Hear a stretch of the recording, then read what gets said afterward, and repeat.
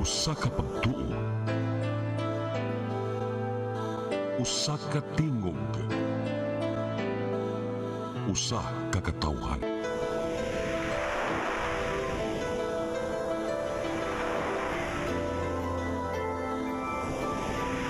Cebu Catholic Television Network.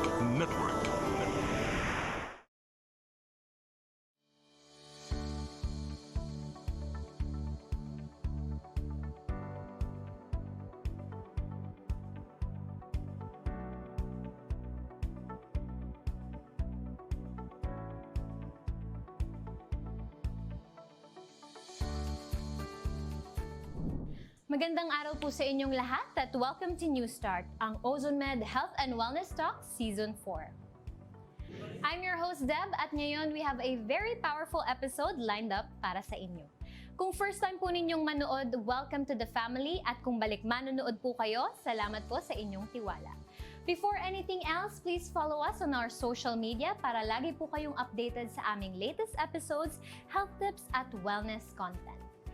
At kung gusto niyo po ng personal na maranasan ng OzoneMed Wellness Care, bisitahin niyo po ang aming mga clinic branches na malapit sa inyo para simulan ang inyong wellness journey. Okay, let's get this episode started. Mga taga Visayas at Mindanao at kayong mga nanonood via online, maayong adlaw. Kini nga programa dili lang para sa may sakit, hasta nasabdo to mga walay sakit ug dili pod gusto nga makasakit. Dili lang po ni sa mga naay edad ha kamo mga batanon nga nagtan-aw karon, amo ning giandam ninyo nga programa para makakuha mo og pagtulunan nga angay gyud ninyo ibahagi o inyong i-share sa inyong mga kapamilya.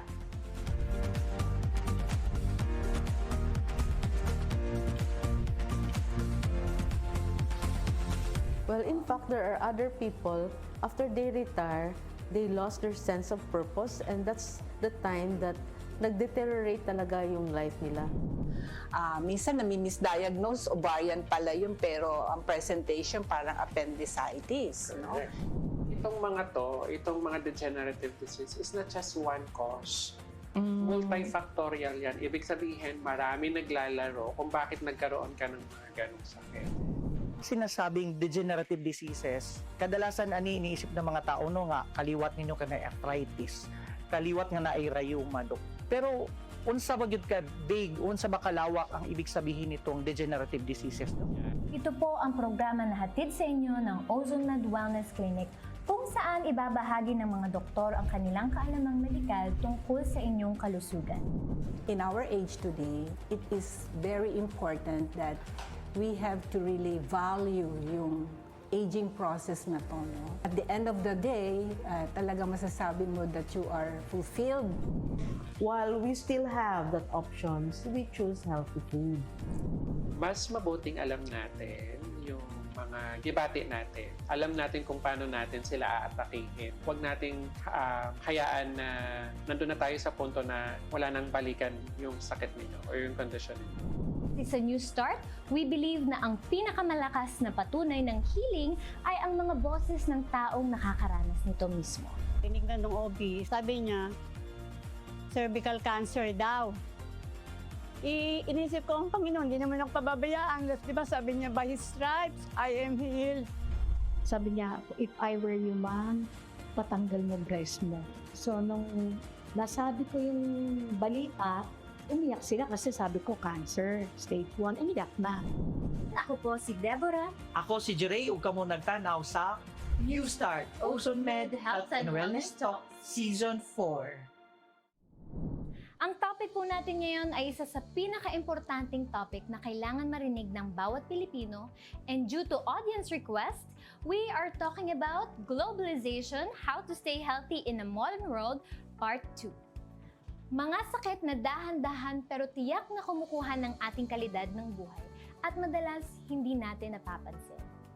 Pero ang maganda pong balita, may pag-asa at nandito kami para ibahagi po iyon sa inyo ngayon. Para gabayan po kayo sa topic na ito, kasama po natin ang dalawang espesyal na bisita, si Kuya Juray with Doc Pao, ang ating physician in charge sa Bacolod branch. Welcome Doc Pao and Sir Juray. Maayong adlaw kaninyong tanan ug daghang salamat nga inyong giubanan ani nga bag-ong episode dinhi sa New Start Ozone Med Health and Wellness Talk. Kay bao ko nga daghan kay mo mga nakatunan sa previous episode about globalization and how to stay healthy in this modern world. And because daghan mo nga nag-suggest amo nga i-expound or another top episode pa about this globalization, syempre mahal na mo pinangga mo namo, mamong ihatag ninyo ang among another episode parang kadugtong sa among topic with Dr. Pao. So karon, kuyog na po ang pinaka batanon, pinaka-uptake o syempre matatawag na to isa sa mga experts when it comes to lifestyle medicine. Kauban na ko karon ang atong physician in charge dinhi sa Ozone Med Bacolod, syempre ang atong pinakabuutan nga doktor, Dr. Pao. Doc, maayong adlaw, and would you like to greet our friends? Mayang adlaw sa mga viewers karon nga buntag, hapon or gabi, wherever you are. Yan, Doc. Yung unang episode nato, Doc, about this globalization na napanood na nila previously. Talang daghang kay nangutana, Doc, daghang kay nag-share sa atuan na pwede ba nga another topic or another continuation of the topic. So, we have this special episode din na we discuss still about globalization and how to stay healthy in the modern world. So, na-mention na nato, Dok, yung mga sakit ng mga seafarer, yung mga seaman, na-mention din nato, Dok, yung obesity. Sinabi ni Dok na anhin mo pag zero yung health mo, zero din yung wealth mo kasi mauubos din. So, may equation din siyang tinuro sa atin. Today, continuation, Dok. Magpadayon nato ang atong topic, Dok. Let's talk about non-communicable diseases. Ano po ba ito, Dok? Mas mataas daw ang non-communicable diseases, Doc, sa mga low and middle income countries. Siguro kasama tayo sa Philippines, Doc, no? Bakit, Doc? Definitely, we are in a developing country. Ang Philippines ay developing country, and in fact, dati sinasabi nila na ang heart attack or yung cancer ay mga sakit ng mayaman. Actually, hindi. Nobody is exempted. And just a fast fact, pag sinabi natin na non-communicable, hindi yan mahawa. Hindi yan mahawa. And every 2 seconds, a person dies prematurely from NCD or non-communicable diseases. And actually, 85% of this are occurring in low-income and middle-income countries. These are your cancer, high blood, diabetes, hindi yan communicable. Ibig sabihin, Doc, mahawak. Stroke, hindi yan communicable. Mahawa ka na dyan. Hindi Kung meron ka siyang, mahawa. hindi. Okay. Si Doc kasi matagal na rin tong doktor so matagal na rin siya sa lifestyle medicine. Doc, ano yung pinaka-common kaya mga non-communicable na common din na nangyayari sa mga low-income Filipinos dito sa especially din sa Bacolod, Doc? Isa ba dito talaga yung hypertension, Doc? No? Mapamayaman o mahirap, may hypertension. It has never changed. The top killer is really heart disease. Whether lalaki ka or babae, heart disease pa rin. Kung minsan, I ask my audience sa mga talks ko, what do you think is the top killer sa mga kababaihan? Akala nila breast cancer, pero hindi. Heart disease pa rin. And oftentimes, kasi yung mga kababaihan, yung simptoma ng heart disease, hindi karaniwan. Kung minsan sabihin nila, sumasakit lang yung kuwan ko, yung shoulder ko, or siguro nangangayat lang ako sa sobrang laba, no? Sa sobrang trabaho sa bahay. Or kung minsan sabihin nila, sikmura lang. Or hyperacidity sumuka, lang. Yun pala, cardiac na pala. So symptoms din po pala yun, Symptom Doc? din yun ng cardiac disease. We really need to take good care of our heart because it is the wellspring of life. Take good care of our heart. Okay. So, ayan, no? Heart problem yung ano. Pero, Doc, dito sa clinic kasi natin, we have 10 branches na po, no? Marami din tayong mga sakit, Doc, sa mga pasyente, Doc, na yung CKD, yung chronic kidney disease. So, common na rin po ba siya, Doc, sa mga low-income families, Doc? Anong cause nito, Doc? Kidneys are one of the organs that have very small blood vessels. So kung high blood ka, taas yung pressure, and taas din yung pressure sa kidney, masisira yung kidney or naging ischemic din yung kidney. And sometimes when you have hypertension and you are diabetic, you take those kind of medications that harms the kidneys also. And therefore, si hypertension tsaka diabetes, they are like cousins or they are good friends. Palagi sila magkasama. Partner sila in Partner life. sila. So whether you are diabetic, pwede din tinatawag na diabetic nephropathy. Pwede din na kidney failure. Kaya dumadami yung mga nagda-dialysis. Before, when we say that nagda-dialysis, parang big deal na yun. Pero left and right, Yes, karon. Actually, may mga bata tayo ng mga May mga nagda-dialysis, Dok, no? As in, we're talking about below 18 na nagda-dialysis na pala. So, malaki na. So, ang napapansin ko lang din dito, Dok, kasi usually kasi sumasama din ako sa yung mga pumupunta mga mission, medical missions, no? So, makikita mo talaga na itong pinag-usapan natin na low-income families, mas marami sa kanila yung mga ganitong sakit, high blood.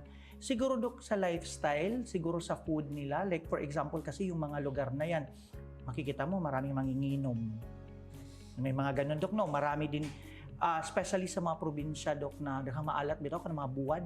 Mga tuyo-tuyo yung mga kinakain. Buwad. Tapos meron din mga probinsya kasi Philippines, Dok, is mga delicacies natin sobrang tamis. So, hindi naman siguro yan, kung sinasabi na mga dato lang ang mukaon, kita po mga middle income na families, no, parang normal na yung mga kumain ng bulad. Ginamos, alam mo yung ginamos, Dok? Yung bagoong. Bagoong. Oo. So, these factors ba sa kanila, Dok, na nanonood sa atin ngayon, these factors ba dapat bantayan nila to? Is itong mga pagkain ito dapat nilang bantayan? Bantayan, Jude. Jude. You know, when I was young, even as a medical student ako, or I was in training for cardiology, no, I still eat those ultra-processed food. Yung pinakabilis is really noodles, ramen, Cup noodles. Nissin ramen. Tapos sabi ko, sige, dagdagan ko ng vegetables para healthy, dagdagan ko ng itlog para healthy. Pero yung noodles mismo is ultra-processed. And because it's ultra-processed, causes inflammation. Inflammation sa gut lining. So, pag inflame, leaky gut, Sakit na naman. sakit na naman. And do you know that ang noodles natin contain at least 2,000 milligram of salt? Ganun kadami, Dok? Ganun kadami. Yung instant noodles, talagang ganyan lang na ganyan yung tiyan, hindi talaga na-digest for how many hours. So because it is made in a process na deep fried. And deep fried food are actually producing acrylamide, trans fat, Okay, trans fat. and yung acrylamide is carcinogenic. And it also produce acute glycated end product, which is AGE, nag-age sa cells. Eh kung nag-age sa cells, syempre, age din yung immune system, age din yung lahat na system. That is why yung ultra-processed food is really a big deal. If you are in a circumstance na you can choose, we want to choose the better option, like fresh vegetables, like real food, whole food, plant-based. Pero kung let's say for example, may famine, pag wala na talaga tayo delivery ng gulay, paano? Like in Baguio, lumanta yung gulay dahil masyadong mahal yung transport, di ba? So, pag nawala or there is flood, there is earthquake, kakain ka talaga ng sardines, kakain ka talaga ng dilata, ng noodles. Pero while we still have that options, we choose healthy food. Yes. Actually, Dok, isa din yan sa mga yung nabubuhay sa Pancit Canton. No? Hindi po naman namin sinisiraan yung mga company ng Pancit Canton, but syempre moderation, di ba? Marami kasi tayo, Dok. Marami ako talagang kakilala, Dok, na yung Pancit Canton, yun yung breakfast, lunch, dinner. Tapos, Pancit Canton, sakit pa yan natin, ang Pancit Canton may rice.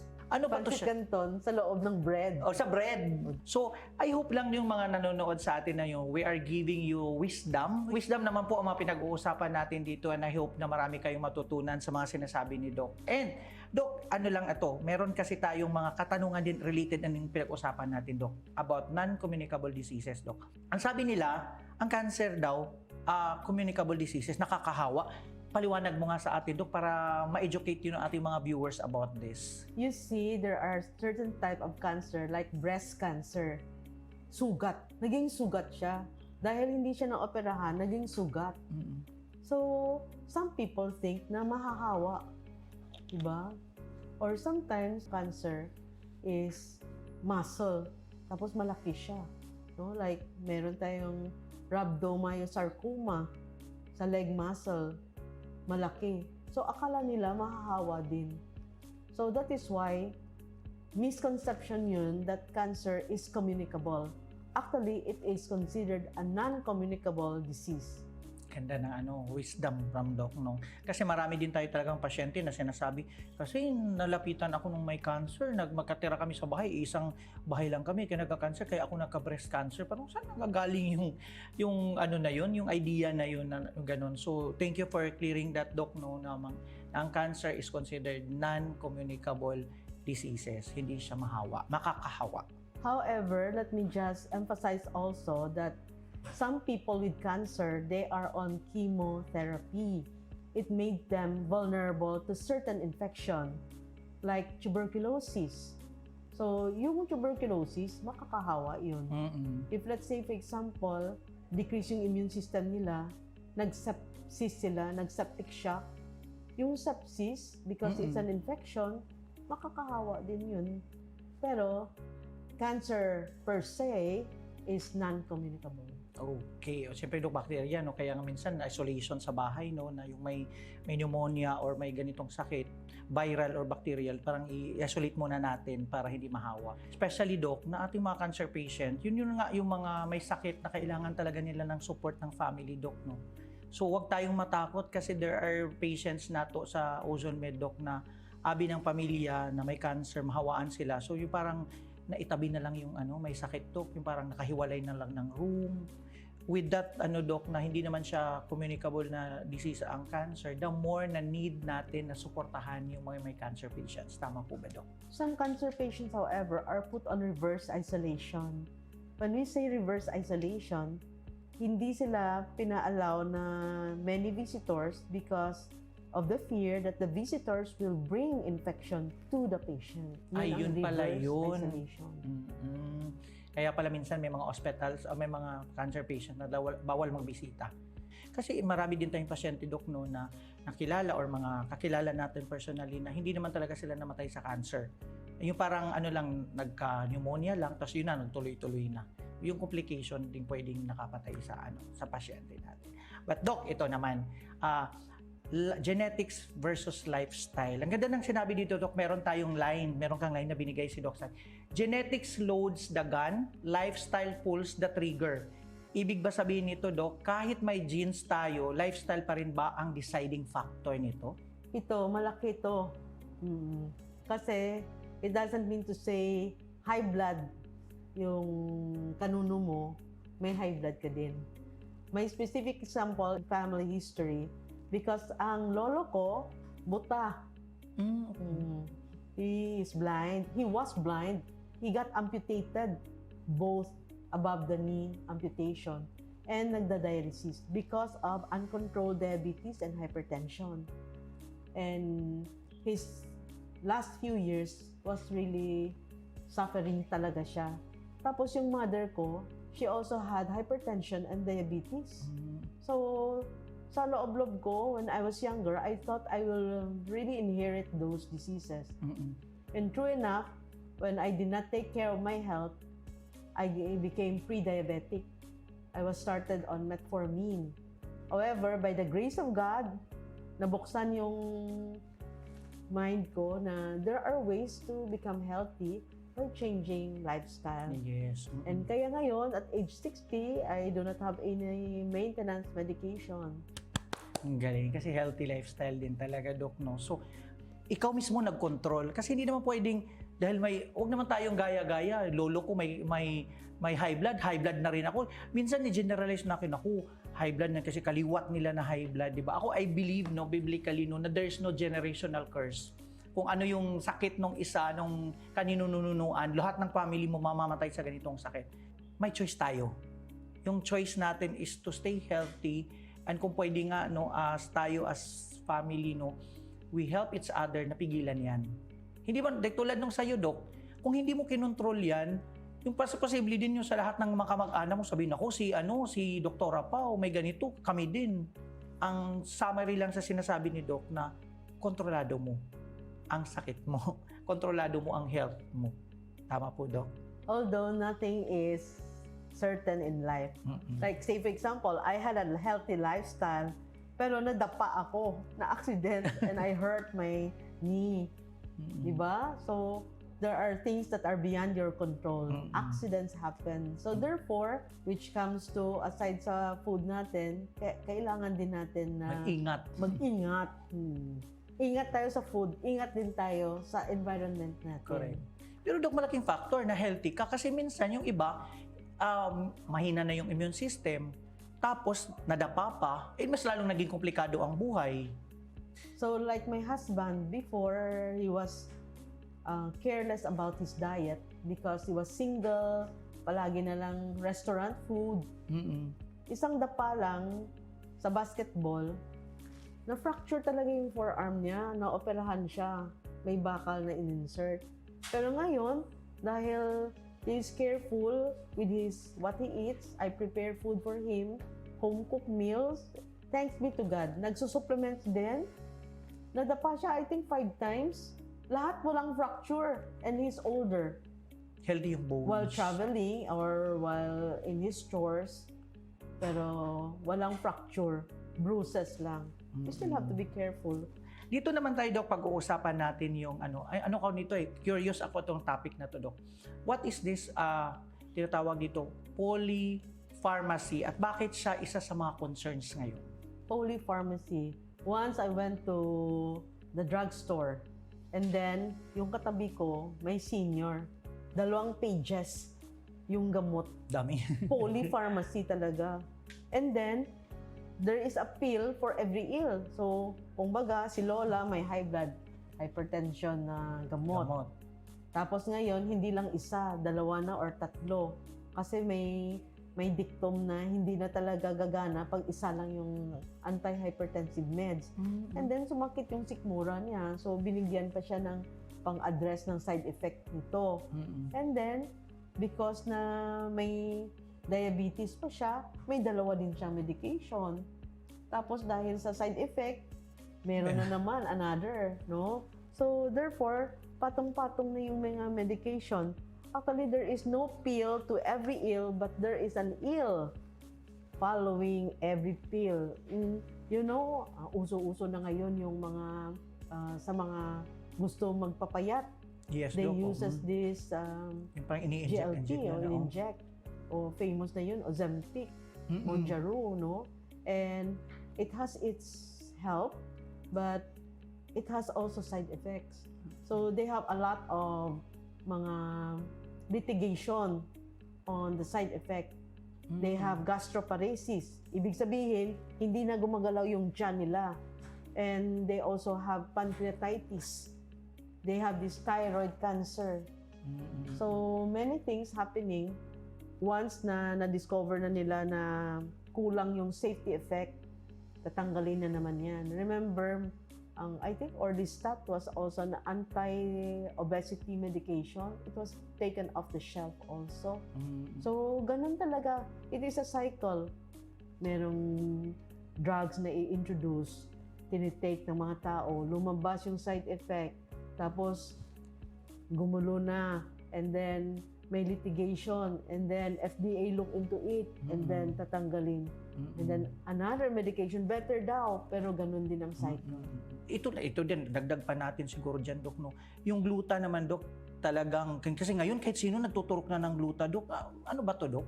Kailangan ba silang bantayan yung mga ganitong, Glutathione, there is insufficient study to say that it can cause you, hindi siya approved by FDA for whitening, but it is approved for liver health. So kaya sa liver health, may mga studies yun at yung FDA nagsabi na nga okay to for liver health. And glutathione is a very powerful antioxidant, no?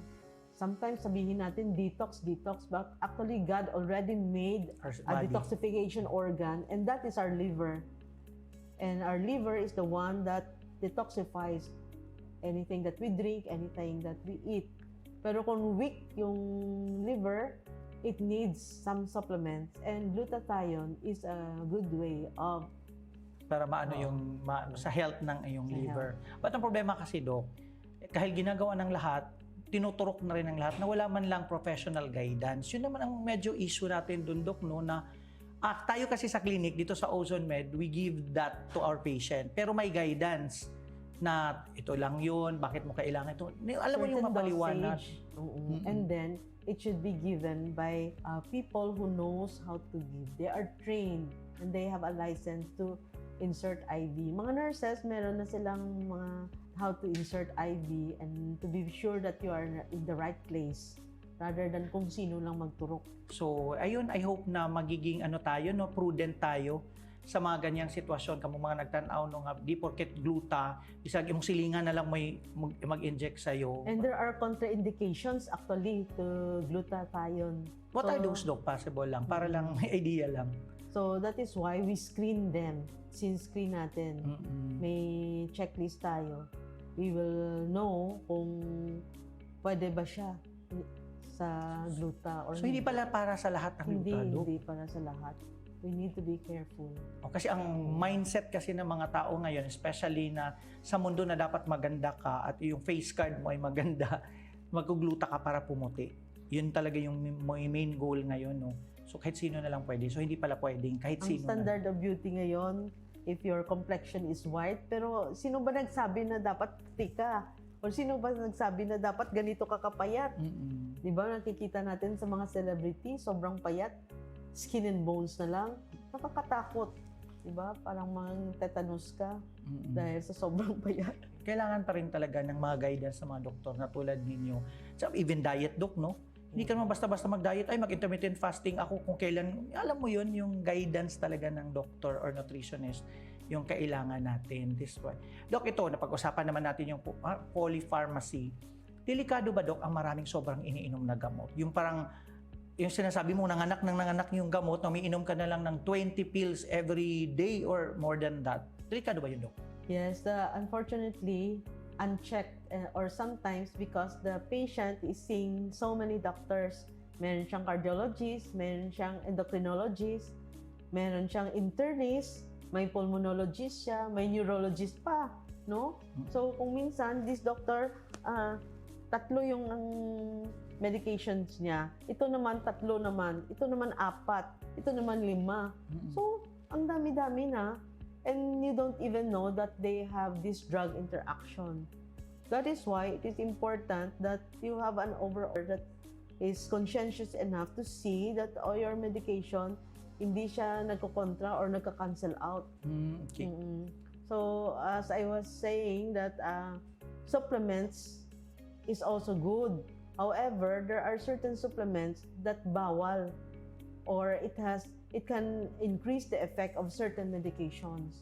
Like you are on blood thinner, tapos nagsinamon ka. Ang cinnamon may kumarin din. So, lalo ma-increase yung anti-clotting effect ng gamot mo. So, therefore, we need to really be very conscientious about giving medications, even antibiotics. Kasi naging dependent na rin tayo sa drugs, Doc, no? Sa mga iniinom natin. Konting kirot, inom na ng gamot. Kung minsan, sakit ng ulo, kuha ako ng ice. Lagyan mo ng ice sarili ka lang mag-massage. Or it means that you stop doing what you're doing and go to bed. Baka kulang ka ng tulong. Oo, masakit lang yung mata mo kasi babad ka sa computer. No? So, ganyan. You don't immediately resort to painkiller. Kasi your body naman yun, sinabi mo kanina, Doc, meron ginawa ni Lord na meron tayong self-healing, di ba? Yung self-detoxification system ng katawan. So, Sometimes kailangan mo lang talaga din ipahinga, Dok, no? Di mo naman lahat ng bagay na masakit may karapatang gamot. We are talking about this polypharmacy and medyo na tayo, no? Palalim na ng palalim.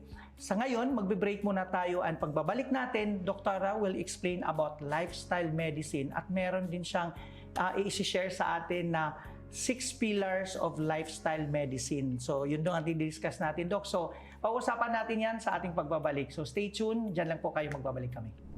Napakaganda nun, hindi po ba? Maraming salamat po Kuya Juray and Doc Pao. Dami po naming naintindihan at natutunan na naman dito sa part 2 ng ating episode. At ngayon, bago po tayo bumalik sa ating topic, gusto naming ibahagi sa inyo ang isang bagay na siguradong magpapalakas ng inyong loob. Kasi sa New Start, we believe na ang pinakamalakas na patunay ng healing ay ang boses ng mga taong nakakaranas nito mismo. Kaya ngayon, maririnig po natin ang isang healing testimony. Isang tunay na kwento mula sa isang taong katulad ninyo na nakahanap ng pag-asa at kagalingan sa pamamagitan ng Ozone Med. Panoorin po natin ito. Felt that this is cancer already. Dili na normal lang ako ang life sa akong ipamati. Kung di ka magpakay mo, mamatay ka rin. My name is Marina Bastida Villaver. I am 50 years old and I was diagnosed breast cancer stage 3B. Going back on May 2025, na ako'y pamati na permi siya nagnam ang ako ang left side. I went to my OB-GYN for check-up. So I have to undergo a breast ultrasound. The doctor who nag-undergo sa akong breast ultrasound advised me asa to see my surgeon. So I went to the surgeon and then he decided to have a operation. So I was not decided at that time, especially the word of biopsy. At first, wala dyan ko naka-decide to go with the biopsy and to proceed what the surgeon told me. So I searched on the Facebook, what is the second option? So I felt that this is cancer already.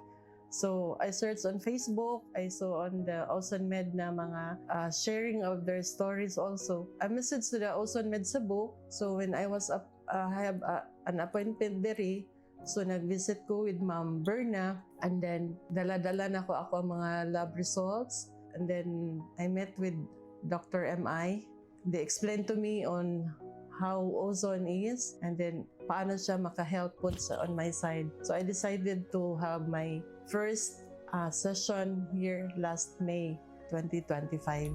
Before ko nag-decide nga magpa-ozone, I cannot sleep because of the pain. So many instances na naka-feel ko nga dili na normal lang ako ang life sa akong ipamati. When I started here last May 2025, I did twice a week for my session and then after 3 weeks, I felt na makatug na ko siya normal and then I felt that ang sakit dire sa akong na-feel sa ako ang left side nag-minimize na siya, dili na siya everyday. Orat ako na-felt nga in 1 month time, naka-help gid siya nga ma-at least ako ang pagkatulog. After my 2 cycles, Dr. MI said that I have to undergo a laboratory. And then when I got the result on last September 5 of my CE level, so there is a still active. That's why Dr. MI told me that I have to decide to undergo surgery. So I decided that I have my surgery last October 2025, and then that's the bad result that I had after my surgery because my oncologist said that I diagnosed a stage 3B breast cancer. When I get back here, I talked with Dr. MI about it. I told him also that I am willing to talk with Dr. Rayo online for second opinion. We talk online with Dr. Rayo and then on my side, I talked with Dr. I don't want to have the chemo. And then Dr. Reyes said that I will let you to have double session for thrice a week. And then I did from October to December. December 12, I did my last laboratory. It was God's grace that all my CA level are normal. I am very thankful to God that the ozone med is the way of my healing process. That's why I am very happy that I came here. To those na ay pamati with any illness, you try to visit Ozone Med Cebu. It really helps us, especially a cancer patient, and then it helps also to improve our health. Ozone Med is really great help because for me, with the help of God's grace, this is a very amazing healing process to me right now because all the cancer level laboratory exam are already normal. Well, I'm happy to be here because they are very hospitable to me and the rest of the patients. In fact, I used to have my thrice session every week here. So I felt so blessed because all of the staff from the doctors down to the nurses and the office staff, they're very nice, especially after the treatment. I'm happy because they extend some prayers for me. So I felt amazed and it helps me na gaan akong pamati. In booking appointments, there is no problem because once I have my schedule, everything is well and ma-serve good ang schedule. So there is no problem with it. Actually, I have experienced 3 weeks ago that I met some oncology because I have a friend from Manila. She visited here. So we meet up and then kasama niya si doctor, oncology. Doc, I was diagnosed breast cancer stage 3. Tapos sabi niya, anong sabi ng onco mo? Sabi niya, Doc, mag-chemo. Tapos tingnan ko yung surgical pathology mo.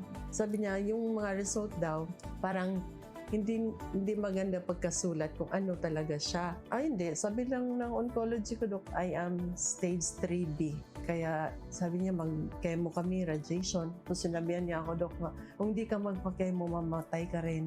Tapos anong ginawa mo? Na stage 3 ka pala. Kailangan man yun chemo. Doc, I went to ozone therapy. So ano yun? Sabi niya, ozone therapy, Doc. Ano nangyari? From October, Doc, down to December, all my cancer level are normal. So really? Anong ginawa? Yun lang, Doc. Tapos meron akong air sufflation, meron akong rectal. Basta yun, Doc, nag-normal lang. God's grace daw, parang it's a miracle na nakapunta ka doon kung ano man yun. Kasi hindi ko kabisado pa, ganyan. Ang sabi pa kasi sa kanya, meron ba yung drugs sa Manila? Sabi ko, meron. Tapos ikwento ko rin sa kanya na yung may-ari, Doc, doon ako na-inspired sa kanya dahil nagka-breast cancer din siya. Kaya I'm happy, Doc, na hindi ako natuloy sa chemo. Advice ko lang sa'yo dahil oncology naman ako. Basta lahat ng pagkain na bawal, yun lang, sundin mo lang. Tapos may mga med ba daw na nire-resita dito sa Ozone Med. Meron mga vitamins lang siya, Doc. Yun lang. So, basta sa akin lang, decision man yun na hindi ka nagpa-chemo, pero talagang amazing na nagkaroon ka ng miracle. Sa tingin niya sa akin, talaga bang nagkasakit ako? To all the people out there who are suffering, try to visit here and Ozone Med Cebu. For me, it's one thing that Ozone Med can also repair our immune system. Great help to us.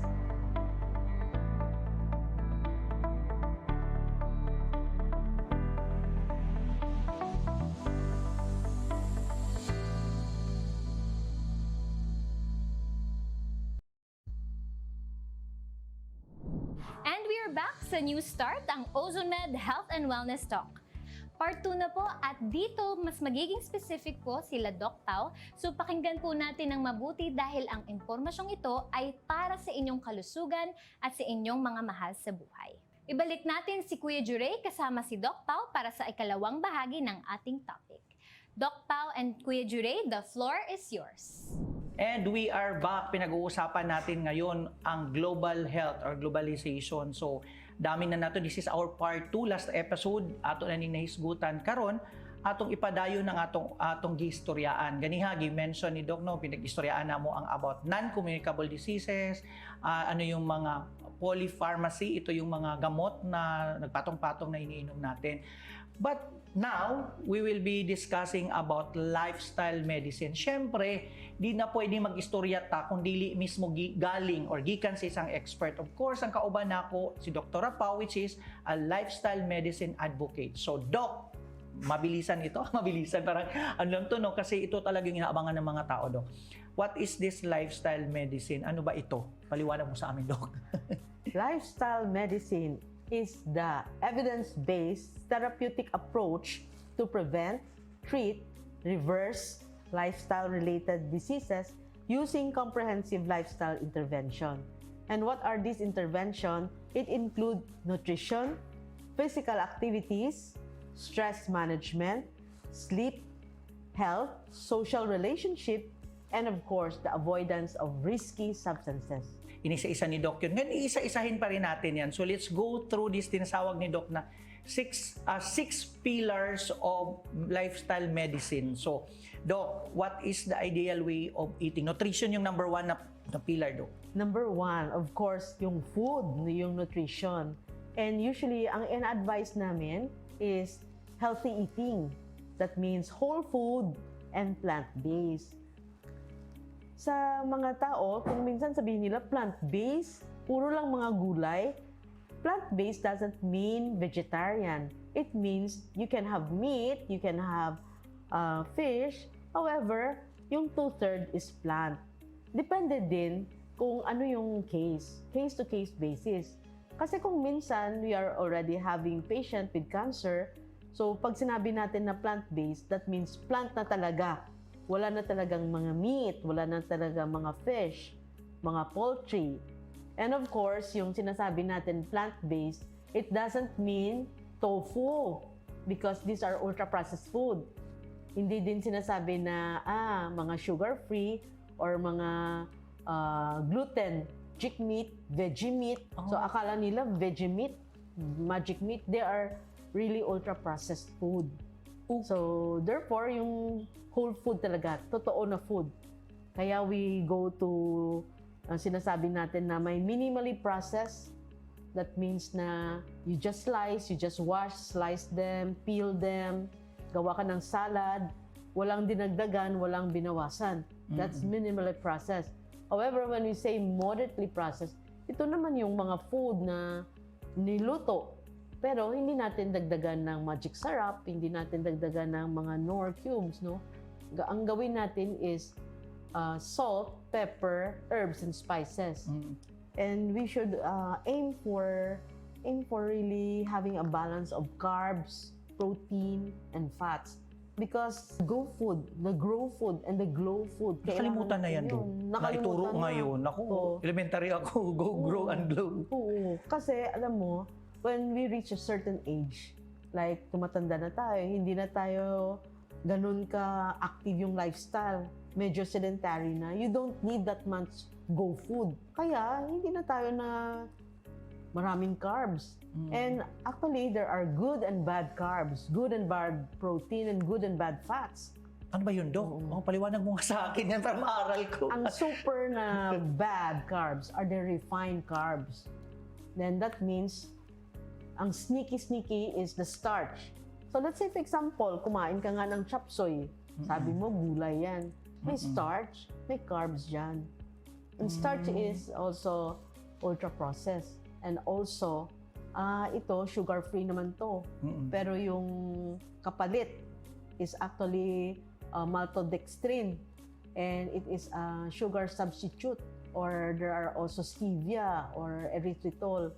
Sabihin ng body, kinikrave ko yung sugar, pero bakit hindi naman to sugar ang pumapasok? Kaya, lalo yung cravings. And then, nag-dysbiosis. The good and bad bacteria are deranged. Mention ka about dito, Doc. whole food and plant-based diet. Ano po ang ibig sabihin nito, Dok? Yung whole food, totoo talaga na pagkain. So kung what you see is what you get. Let's say, for example, real na vegetables, real na fruits. Whole food talaga yun. Oo. So, ang plant-based, sabi ko na yun, hindi siya totally vegetarian unless sa certain instances na meron na talagang challenge sa health mo. Kaya, the diet that we prescribe in Ozone, hindi siya dekahon. This is really tailored for that person. Yung Nakatemplate diet siya po nila. sa isang person. Sa isang person. Hindi siya copy-paste lang, Dok, na kung parehong Hindi. reseta mo, ganun. So, nakwento natin yung moderately processed. Yung ultra processed talaga, yun ang should be the exception rather than the rule. Ang rule natin, ang daily habits natin, should be the whole food, minimally processed, and moderately. Yung ultra, paminsan-minsan lang. Paano tayo maka-identify ng mga ultra-processed, Dok? Anything that has coloring, flavoring, preservative, anything matagal, masira. The longer the expiry, the more processed it is. And of course, malayo na siya sa original na anyo. As I was saying, di ba, carbs, sinabi na natin yung carbs. Hindi natin natuloy yung protein. Yung protein pala, Dok, opo. They are the building blocks. So kung minsan, sinabi mo pansit tapos may kwan pa, May may rice pa, pansit, tsaka may tinapay, no? Dapat may protein because these are the building blocks. Like hollow blocks will build. Ito naman, amino acid, and it is good for our muscles. So, nag-atrophy habang tumatanda tayo, nag-atrophy. Pero when adequate yung muscle protein intake natin. So, that is your fish, your meat, your eggs. Basta galing sa ano, Dok, yung fresh, yung alam mong totoo. Plant. Oo. Lagi nga sinasabi ng anak ko, Dok, no, if it is not produced by nature, you should not take it. Oo, di ba? Ang smart So, tama po yun, Dok, no? Yes. Minsan, ma-realize ko rin na kahit na-produce din ng Tama. nature, ito nilalagay na rin sa lata. Tapos umabo na, nakikita mo yung manufacturing date, yung expiry date. So, parang 2 years na sa lata pag tayo nga. Di ba? And isa din yun sa mga ano ko doon, no, question, Dok. Yung mga instant drinks ngayon, Dok, gaano ba ito ka-harmful? Harmful. As in, so you know, one time I was saying that hindi ako mag-soft drinks. And then so I went to SNR trying to look for an alternative and I saw the ginger ale. Sabi ko, ginger ale, ginger ale. Nung binasa ko with my glasses, ang sugar content niya doble pa sa soda. Okay, Dok. Kasi mainom din So, ako na ganun. katakot. So as I say, there are good and bad na protein. And ang bad mga protein, on the way that you cook, let's say barbecue or chicken inasal, no? And charred yun or deep fried, trans fat yun. So you convert your protein into something that is unhealthy. Kailangan din natin yung fats for brain health. So ang unhealthy are your seed oil, your margarine.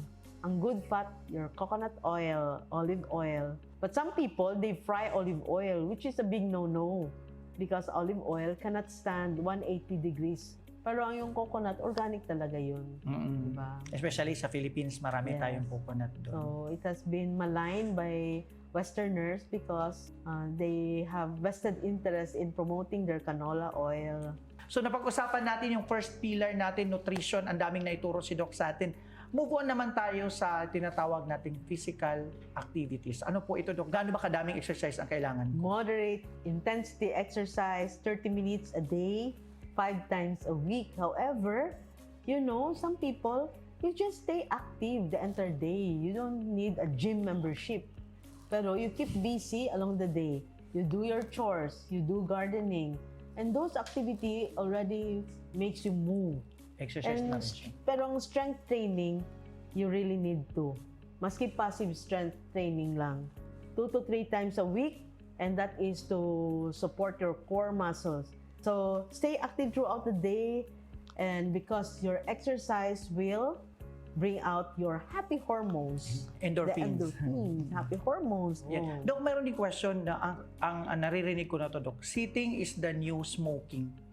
Totoo po ba yun? Bakit po ganun yung explanation, Dok? Because sedentary lifestyle. Di ba yung mga young people dati, pwede pa natin, sige, kuwan tayo, pasyal tayo. Carpentero tayo. Patentero tayo. Oo, patentero tayo. Pero ngayon, or basketball tayo, pero ngayon, nasa loob lang ng kwarto. So, that's why sitting is the new. And Smoking. yung mga assignments nila, online na. So, yung physical activity, napaka-importante, Dok. Dito sa clinic natin, tinuturo talaga natin yung exercise, Dok, no? Kasama ng ating New Start. Ngayon, Dok, pag-usapan naman natin yung pillar number 3, ang stress management. Hindi daw stress ang killer ng tao, Dok, but our reaction sa stress. Yes, stress doesn't kill us. It's our reaction to stress. As I always say, we live in a fallen world. So kaya, God did not promise us na stress-free ang buhay natin. Kung minsan, may stress ka sa family, may stress ka sa school, sa workplace. So how do we deal with it? There are many ways to deal with it. One is to always have a quiet time with the Lord. Just be quiet, sit in a corner, read a line or two. Kung minsan sa akin, while I'm driving, mag-audio ako ng Bible, or while I'm cooking or washing the dishes. And we can also have mini breaks. So, ibig sabihin, pag trabaho ka ng trabaho, in between, meron kang mini breaks. Again, the centenarians, they have this principle called Shinrin Yoku, which is forest bathing. So, pupunta sila ng forest, and then they will hug the tree, they will inhale, and sometimes they will be grounding also, like walking on the ground. Nakapaa ka lang. Paa ka lang. Barefoot. And one thing to relieve stress is by breathing. So there are many breathing techniques. So kung minsan sabihin ko, ang breathing technique, 3, 4, 5. Inhale ka ng 3 seconds. Hold your breath for 4 seconds. And exhale for 5 seconds through your mouth. So 3, hold your breath, 4 seconds. And exhale through your mouth, 5 seconds. So kung minsan, kung nahihiga ka, soft belly naman. Ano naman ang soft belly? Dok? Soft, inhale ka, belly, exhale ka. Makikita mo yung belly mo nang move. So soft belly naman yon. And another thing, usong-uso ngayon is your vagal stimulation. Have you heard about vagal stimulation? Ano po yung, Dok? The vagus nerve is the biggest cranial nerve in the body. Ito yung biggest nerve. And it controls your blood pressure, your heart rate. So when you stimulate it, nagde-decrease yung heart rate mo, yung blood pressure mo, and magre-relax ka. Yung fight and flight mo ay medyo na-downtime siya. So how do you do vagus nerve stimulation? Sige, Dok. When you wake up in the morning, di ba, pupunta ka ng CR, tapos magbabrush ka ng teeth. The gargling motion is itself stimulating your vagus. So you gargle, exaggerated na gargle. So mag-gargle ka. Okay. So that's one vagus nerve stimulation. The second one is while you're taking a shower. Mag-shower ka ng shampoo. You sing at the top of your voice. Another is by immersing your face in ice cold water. Manghinamos ka. And this is vagal maneuver.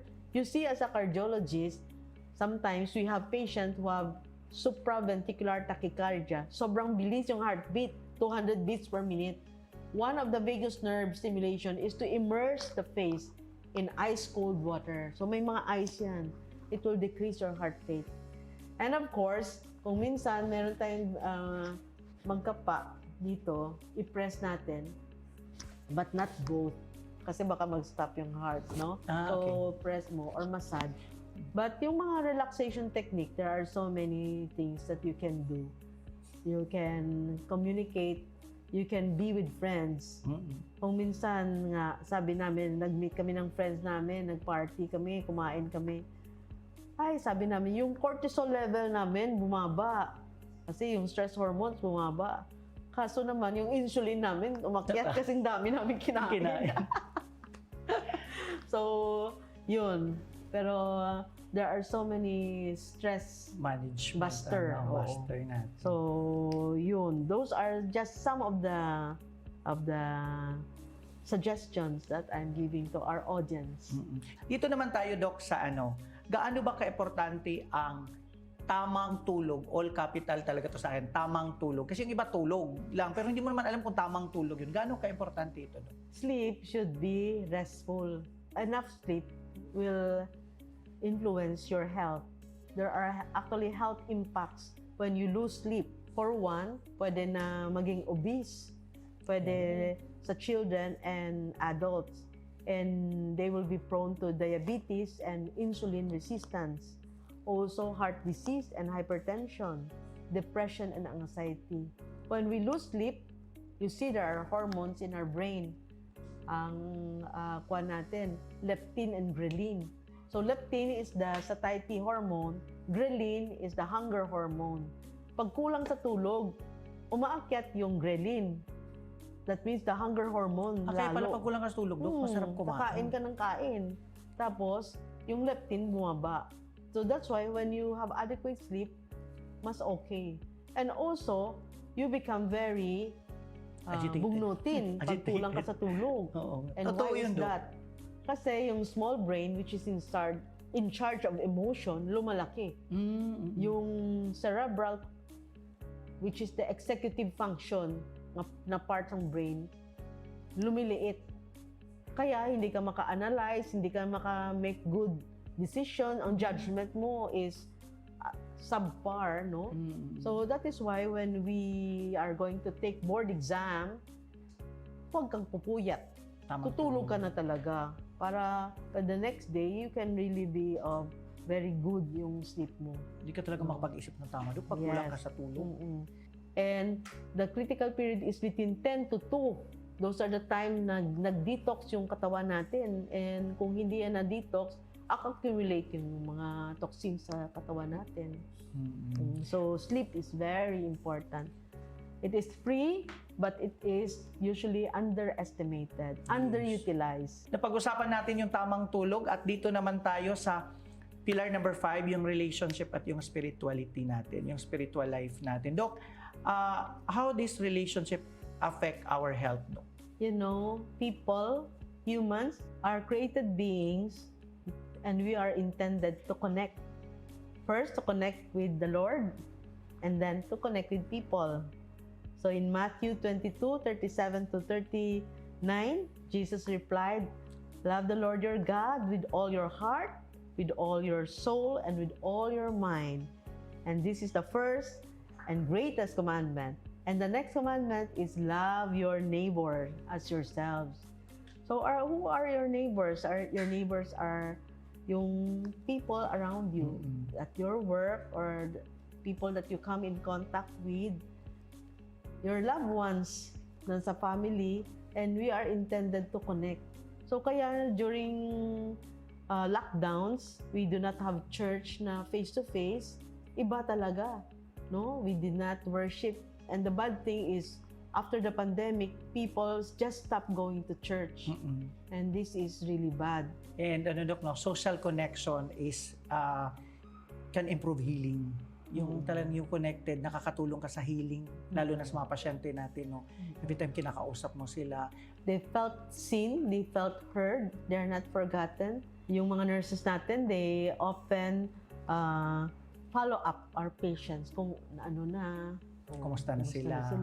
Okay, so ang dami-dami na, mahaba na yung usapan natin. Dito naman tayo, Doc, sa pillar number 6, yung avoid risky substance. Ano ba yung mga common na harmful risky substance, Doc, na pinag-uusapan natin? The glaring one is cigarette. If you haven't stopped, you should stop. If you haven't started, don't start. And of course, alcohol. According to WHO, there is no safe limits anymore for alcohol. So that is why, very important. Kung minsan, sabihin natin, kuwan lang to, social drinking, but actually, it harms you already. It can harm your liver, it can harm your brain. Kung minsan, sabihin natin, okay, I don't smoke, but I vape. Anyway, ang vape, kuwan lang yun, hindi yun cancerous, pero that is a misconception, that is a myth that it is safe. it is as harmful. And in fact, there is what is known as popcorn lungs. Narinig na mo Yes, yung Dok. Ano kayo, popcorn Dok? lungs? Kasi it dilates when you breathe in and then it doesn't go back. So may mga young people na they have difficulty of breathing and then pag x-ray, parang popcorn na talaga yung lung alveoli nila. And it is due to vaping. Pero chemical naman din po yung nilalagay Chemical doon. din yan. Hindi naman And then- posibleng tubig lang yun. Mm-mm. So parang ini-inhale mo pa rin yung alcohol. Yes, meron pa rin silang mga nicotine inside. Remember, ang cigarette contains more than 200, in fact, parang 400 na nga na toxins. And iniihip yun. But not only that, so many things right now are considered toxins. Toxic. Including our cleaning products, including our facial na mga May napahid sa mukha chemicals. natin. Di ba? May mga 7 steps para maging glass Glass skin. skin, di ba? Pero puro yung mga chemicals. And so, we just keep our makeup to a minimum and only during certain occasions. So, kaya, everything that we put on our skin should be edible. Pero ano pa yung edible na nilagay natin? Dapat coconut lang nga, no? Pero sa ngayon, ang dami na. And of course, fragrances. Dati, every time that I travel and I have this opportunity to go to yung mga duty-free, ay pupunta talaga ako sa perfume na section. Bibili ako ng perfume kasi gusto ko, I smell like $1 million. No? Oo, Pero ngayon, I realized that those fragrance na hindi nasulat kung anong fragrance, they are actually chemicals. So they are endocrine disruptor. They disrupt your endocrine system. So kaya kung minsan, I seldom put perfume na. Seldom na talaga. Maligo Essential ka lang oil talaga. pwede. Maligo ka lang talaga. And even yung conditioner natin, Yung deodorant sa Dok, no? shampoo, antiperspirant. Perspirant. And speaking of antiperspirant, it is not physiological. You prevent your sweat from coming out and sweat carries the toxins outside. So kaya ang daming mga breast cancer dyan, no? And of course, what you're eating is causing you to Yung sa amoy exude mo. those smell. Even halitosis yung breath. Kaya nang napansin ko, when I was having ozone, nawala yung mga amoy sa katawan.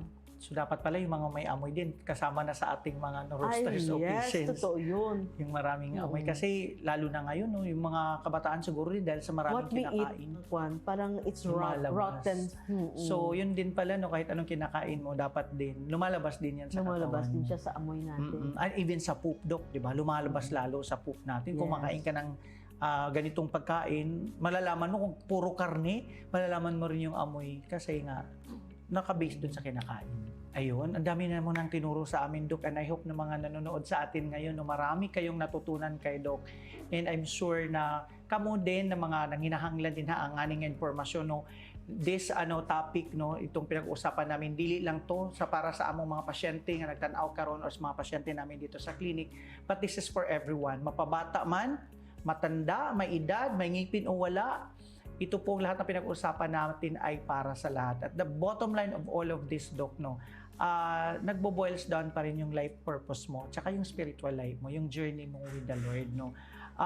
Gaano ka-importante, Doc, as a doctor, just to wrap up na lang yung pinag-usapan natin, gaano ka-importante na healthy ang iyong spiritual life?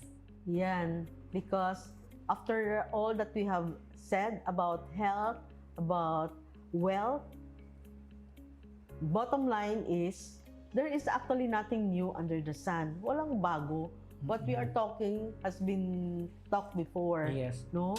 Pero when we keep on earning and we have a lot of reserve funds, or when we become health buff and may six packs ka na, pero what does it profit a man if he gain the whole world and loses his own soul? Yan ang sinabi ng Mark 8:36. And totoo yun. The most important thing, what is your goal in life? Our purpose in life is to glorify God. Amen. And that is our foremost purpose. And how do we glorify God? In the way that we think, the words that we speak, in our actions, we need to align it sa will ni Lord. And you know, it is very important to be at right with the Lord. And we're not here to change anybody's religion because after all, this is about relationship sa Panginoon. We invite God to be our Lord, to be our Savior, to be our Master. Siya yung mag-guide sa atin. And He will give us the wisdom to live life. And He will be with us in our life's journey.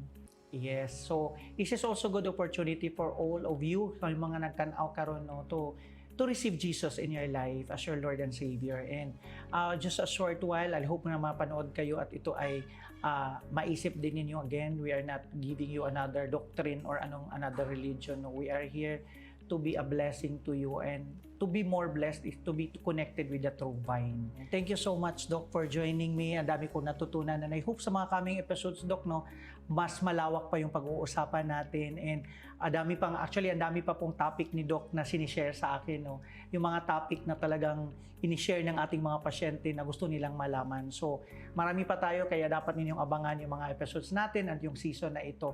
And sa lahat ng mga nanonood sa atin, nakita ninyo kanina since we start the show, no, nakita niyo ang QR code nga ning gawas sa inyong mga TV screen.